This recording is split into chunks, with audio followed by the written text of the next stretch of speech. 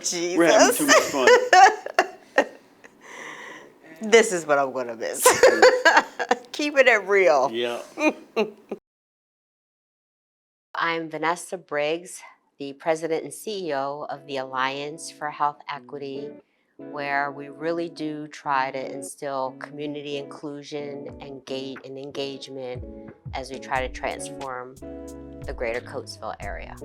Actually, I'm originally from Philadelphia. Well, I started out, believe it or not, in hotel institutional management because I really thought I wanted to live on an island and run a resort. Well, that didn't quite happen. And so I switched and became a nutrition major, got my license as a dietitian. So studying in school as a dietitian, I quickly realized that people's access to food impacted their health. Then I started thinking, well, how come people of color, their health, they got diabetes, they got asthma, they got cardiovascular disease, they got hypertension. Why are their rates higher than other groups? And that's when I knew who I needed to serve and what I wanted to do. So I worked in Philadelphia for 15 years, serving the whole entire city of Philadelphia, as well as the state of Pennsylvania. And then from there, I moved to Maryland and did some work in Baltimore and right outside of DC. My mother got ill and I wanted to get back home and be closer to my mom because my sister was trying to really help take care of her. And then Coatesville popped up. The first year that I came, I just kind of listened to try to get a better understanding of what did people think of us, what were the services that we were providing, and I felt there was a huge disconnect from what I thought the programs and services we were doing with how people were perceiving who we were. And quite frankly, some people didn't even know who we were. And we had been here for 15, 16 years. When we were talking to the nonprofit sector, they position themselves, I would say, as like, we have all the answers, so therefore these are the programs that we're going to give to the community. And then we would hear back, well, how was it? Did people go? Did you see any changes? Well, no one came. And so it made us start thinking about, well, maybe you're the wrong person developing the programs. And so every time I sort of walk in a room, people know I'm going to say something about equity. I just don't know how to show up in this space and not talk about equity, particularly when we live in a county that is wealthy, is rich, with resources and money. But then when you look around the whole entire county, it's not equitable. And there's a fundamental problem with that.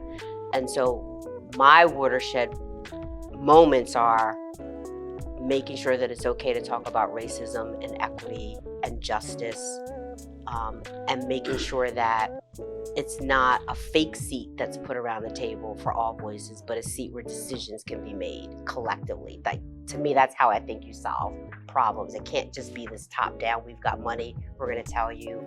It has to be in collaboration with others. So I'm most proud of is sort of shifting the paradigm and opening up access to resources for people, for community, for grassroots organizations that know how to solve their own problems. So one of the successful programs I would like to think that we've done are around our Black Media Renaissance project. I vividly remember how this came about. We were in the throes of COVID. We were in the throes of Black communities being re-traumatized by racial reckoning. And I was having a conversation with James Logan, city manager, and I was like, we've got to do something. And I think there's an opportunity to use art as an expression for social change.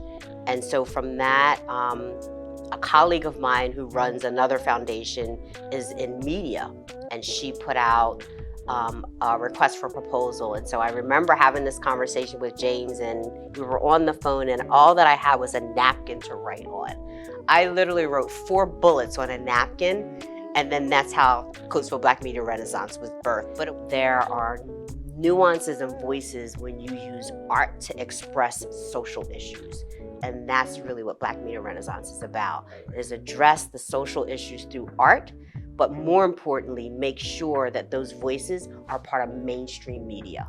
Because oftentimes we have other people writing the narrative for us, and it's not right. It's not accurate. When I learned my first year, one of the common themes again that I heard was that Coastal always gets a bad rap in the media. And I was like, okay, well, we can change that narrative. Let's put our voice in mainstream media. So between that and then what was happening socially, that's how Black Media Renaissance was birthed. So my last day at the Alliance is August 19th. So where I'm heading is an organization called Wood Services, and they are a very large population health management company. Never did I imagine myself doing a startup population health for state of New Jersey, creating healthcare hubs across the whole state. No, don't think that was the vision that I had. My vision was I'm gonna ride into the sunset, retire from the Alliance for Health Equity, and go put my feet in some blue water and some sand. That was my vision, but I think somebody had a different plan for me. All right, Vanessa B. Briggs. This comes from the Coatesville Black Media Renaissance that you gave birth to.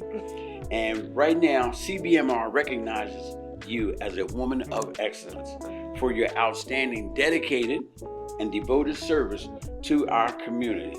And just an aside, without you, this would have never been. We appreciate you, we love you, and this is from CBMR.